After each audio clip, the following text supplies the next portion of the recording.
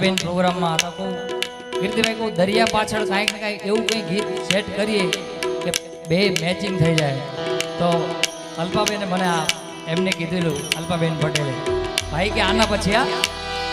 ઓ તું મારો દરિયો ને કાંઠો રે તું યાખો દરિયો ને છાંટો રે દિલ મેરે तू दीवाना है पागल है मैंने माना है दिल मेरे तू दीवाना है पागल है